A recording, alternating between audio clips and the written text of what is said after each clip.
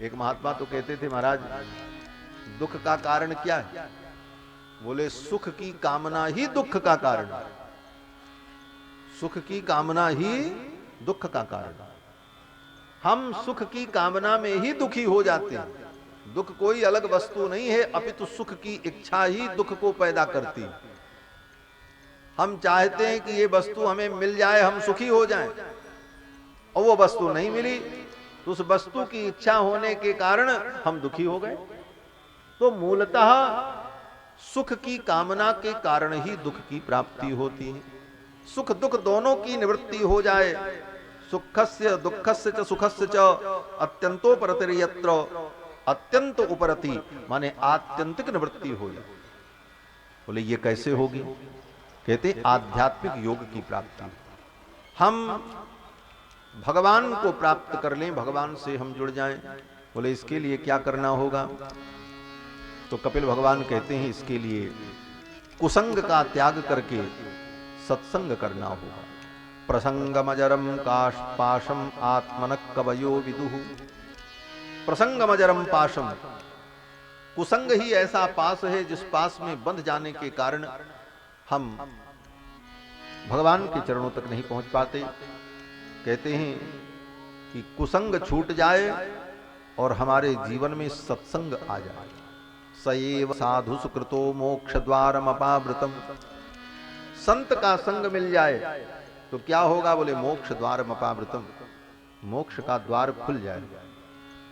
संत के संग से, सत्संग से मोक्ष का मार्ग प्रशस्त हो जाएगा। फिर प्रश्न किया कि संत कौन? लाल पीला कपड़ा पहने वो संत, बहुत बड़े मठ का महंत हो वो संत, बहुत बड़ा पीठाधीश्वर हो वो संत? कहते नहीं, ये सब संत की परिभाषा नहीं। ये तो संतों के जीवन में दिखने वाली बाह्य गतिविधि। संत कौन? कहते हैं तितिक्षवः, जिसके जीवन में त्याग हो, कारुणिकाः, जिसके जीवन में करुणा हो, दया हो, सुहृद सर्वदेहिनाम, जो सबका सुहृद हो, सबका हितैषी हो, अजात शत्रवः, जो अजात शत्रु हो, जिसका कोई शत्रु न हो, शांता साधव साधुभूषणाः, ऐसे जो शांत पुरुष हैं, साधु हैं, वो साधु समाज के भूषण हैं। और उनके जीवन में क्या हो? बोले मदाश्रया कथा मृष्टा शृण्वन्ति कथयन्ति च, जो मेरे आश्रित होकर मेरी कथा को सुनते हो और मेरी कथा को सुनाते हो। तपन्ति विविधास्तापाः, विभिन्न प्रकार का तप जिनके जीवन में हो, जो तपस्या परायण हो। तयेते साधवः, ऐसे जो साधु हैं। सर्वसंग विवर्जिताः, जिनका संसार में मोह नहीं है, संग विवर्जित हैं, ऐसे महात्मा जीवन में अगर मिल जाएं तो संग दोष हराहिते है। ऐसे महापुरुषों के संग से हमारे जीवन के सारे दोष समाप्त हो जाए। संत की महिमा बताई, भगवत भक्त की महिमा बताई कपिल भगवान ने। और फिर आगे वर्णन करते हैं कि ऐसे संत जब जीवन में मिलते हैं तो उनसे हमें क्या मिलता है? बोले उनके द्वारा हमें भगवान की भक्ति प्राप्त होती है। और जब भक्ति प्राप्त हो जाती है तो उस भक्ति से भगवान प्रसन्न होते हैं, और प्रसन्न होकर के भगवान उस भक्त को सायुज्य सामीप्य सालोक्य सार्ष्टि चारों प्रकार की मुक्ति देने को तैयार हो जाते हैं। लेकिन वो भक्त भगवान की भक्ति में इतना आनंदित होता है कि भगवान के देने पर भी वो मुक्ति की कामना नहीं करता, एकमात्र भगवान के चरणों की भक्ति की ही कामना करता है।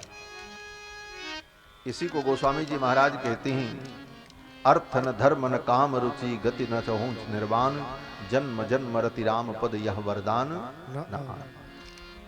जो भगवान का सच्चा भक्त है वो मोक्ष की भी कामना नहीं करता, उसकी तो यही कामना होती है कि कहीं भी हमारा जन्म हो, भगवान के चरणों की हमें भक्ति मिले। भागवत के अंत में भी सुखदेव जी महाराज यही कहते हैं।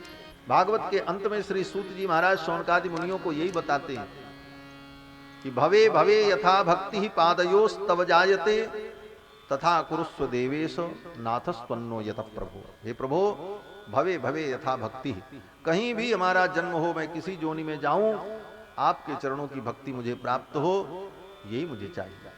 तो भगवान के जो भक्त हैं वो भगवान से भक्ति ही मांगते हैं, भगवान उन्हें मुक्ति भी देना चाहते हैं, तो ये भक्त उस मुक्ति को स्वीकार नहीं करते। ये सब प्रसंग कपिल भगवान ने अपनी मां देवहूति को सुनाया। और इसके बाद योगस्य लक्षणम बक्षे सबीजस्य निपात मुझे मनो येनैव विधिना प्रसन्नम याति सत्पथम। कपिल भगवान कहते हैं, हे मां, योग का मतलब क्या है? देखो, भक्ति योग, ज्ञान योग, ये जितने योग हैं भगवान से जोड़ने वाले, इस योग का यही फल है कि हमारा मन प्रसन्न हो जाए। प्रसन्न माने निर्मल। प्रसन्न का मतलब केवल उत्साह और आनंद नहीं होता, प्रसन्न का मतलब निर्मल। प्रसन्न सलिलम, शास्त्र में कहा जाता है कैसा जल, बोले प्रसन्न माने निर्मल, तो प्रसन्न का अर्थ है निर्मल। कहते हैं मनो येनैव विधिना प्रसन्नम याति सत्पथम। योग के द्वारा हमारा मन प्रसन्न हो जाए, मन निर्मल हो जाए, क्योंकि मन ही बंधन और मुक्ति का हेतु है। मन एव मनुष्याणाम कारणम बंध मोक्षयोः। मन ही मनुष्य के बंधन और मुक्ति दोनों का कारण है। बंधाय विषयासक्तम मुक्ति निर्विषयम मन। विषयों में आसक्त मन जो है वही बंधन का हेतु है, और विषयों से मुक्त मन जो है वही मुक्ति का हेतु है। लेकिन ये कैसे होगा? बोले कहने से नहीं होगा, सुनने से भी नहीं होगा, बोले तब बोले कुछ करना पड़ेगा। मन को निर्मल करने के लिए, विषयों की आसक्ति से मुक्त होने के लिए केवल थ्योरी से काम नहीं चलेगा, कुछ प्रैक्टिकल भी करना पड़ेगा। क्या करना पड़ेगा? तो अब क्रम बता रहे हैं, बड़ा सुंदर क्रम है। इसी चीज को हम अपने जीवन में धारण नहीं कर पाते, समझते तो बहुत है, थ्योरी सब समझ में आ जाती है, लेकिन प्रैक्टिकल कुछ नहीं हो पा रहा है। आज की ये विडंबना है। हम कथा खूब सुन लेते हैं, तत्व ज्ञान को सुन लेते हैं, समझ भी लेते हैं, लेकिन करते कुछ नहीं है, इसीलिए उसका कोई फल भी नहीं हो पा रहा। ठीक है, श्रुतम हरति पापानि, भगवान की चर्चा सुनने से पाप का नाश होता है, लेकिन पूरा पूरा लाभ तो तभी होता है जब हम कुछ करें हमारे आचरण में। तो आचरण क्या करना है? कपिल भगवान कहते हैं सबसे पहले तो स्वधर्माचरणम शक्त्या विधर्माच निवर्तनम। योग में सफलता प्राप्त करने के लिए पहले व्यक्ति को अपने स्वधर्म का पालन करना चाहिए। स्वधर्माचरणम शक्त्या, अपने शक्ति के अनुकूल अपने स्वधर्म का पालन करो। स्वधर्म क्या है? बोले 4 वर्ण हैं और 4 आश्रम हैं। ब्राह्मण, क्षत्रिय, वैश्य, शूद्र 4 वर्ण हैं, और 4 आश्रम हैं, ब्रह्मचर्य, गृहस्थ, वानप्रस्थ, सन्यास। ये 4 वर्ण और 4 आश्रम, इन 4 वर्ण के लोगों के लिए जो धर्म है और 4 आश्रम वालों के लिए जो धर्म है, इसी को वर्णाश्रम धर्म कहा जाता है।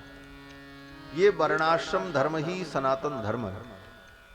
वर्णाश्रम धर्म को त्याग करके हम सनातन धर्म की कल्पना नहीं कर सकते। आज सारा समाज वर्णाश्रम का ही विरोधी है, चाहे वो राजनीतिक लोग हों, चाहे समाज सुधारक हों। समाज सुधारक लोग, राजनीतिक लोग भी वर्ण व्यवस्था को समाप्त करना चाहते हैं। वास्तव में वर्णगत जो द्वेष है वो द्वेष समाप्त होना चाहिए। वर्ण तो एक व्यवस्था है, व्यवस्था नहीं रहेगी तो दुर्अवस्था उत्पन्न हो जाएगी। शास्त्र ने एक व्यवस्था दी है समाज के लिए जिसका नाम वर्ण व्यवस्था है। वर्ण व्यवस्था होनी चाहिए, लेकिन वर्ण के नाम पर जो भेद मतभेद और वर्ण के नाम पर जो ईर्ष्या द्वेष है ये नहीं होना चाहिए। आज के समाज सुधारकों ने वर्ण के नाम पर ईर्ष्या और द्वेष पैदा किया। वर्ण को तो नहीं खत्म कर पाए, और वर्ण कभी खत्म होगा नहीं। एक तरफ कहते हैं वर्ण व्यवस्था खत्म कर दो, और दूसरे तरफ सरकारी व्यवस्था में सबसे पहले यही कहते हैं इस वर्ग के लिए ये आरक्षण, इस वर्ग के लिए आरक्षण। वर्ण व्यवस्था तो तुम ही लागू कर रहे हो। अगर वास्तव में समाप्त करना है तो खत्म करो ये सब बातें। कोई भी फार्म भरने जाओ तो उसमें जाति लिखो, धर्म लिखो, वर्ण व्यवस्था तो तुम भी मान रहे हो। ये भगवान की बनाई हुई वर्ण व्यवस्था कभी समाप्त नहीं हो सकती। गीता में भगवान श्री कृष्ण ने कहा चातुर्वर्ण्यम मया सृष्टम, ये गीता में भगवान कह रहे हैं चातुर्वर्ण्यम मया सृष्टम, ये चारों वर्ण मैंने बनाया है। गुण कर्म विभाग सह, उनके गुण कर्मों के अनुरूप चार वर्ण की व्यवस्था मैंने बनाई। तो भगवान की बनाई व्यवस्था को कोई मिटा नहीं सकता। हमारे पूज्य स्वामी जी कहा करते थे भगवान की बनाई हुई सबसे छोटी कृति, भगवान की बनाई हुई सबसे छोटी कृति क्या है? बोले मच्छर और खटमल। भगवान के बनाए हुए मच्छर खटमल को तो दुनिया के वैज्ञानिक खत्म नहीं कर पाए। भगवान ने एक कोरोना भेज दिया तो सारी दुनिया ही बंद हो गई, जो दिखता भी नहीं। परमात्मा की ही सृष्टि का है सब खेल। एक कोरोना वायरस आया जिसको कोई देख भी नहीं सकता, लेकिन उस एक वायरस ने सारी दुनिया को हिला करके रख दिया और 1 वर्ष बीतने जा रहा, अभी तक उसकी सटीक दवा और कोई निदान कोई बना नहीं पाया। उस परमात्मा की बनाई हुई एक वस्तु को तुम मिटा नहीं पा रहे हो और उस परमात्मा की बनाई हुई वर्ण व्यवस्था को मिटा पाओ कदापि नहीं होगी। वर्ण व्यवस्था सनातन है, यही सनातन धर्म का स्तंभ है, इसी पर सनातन धर्म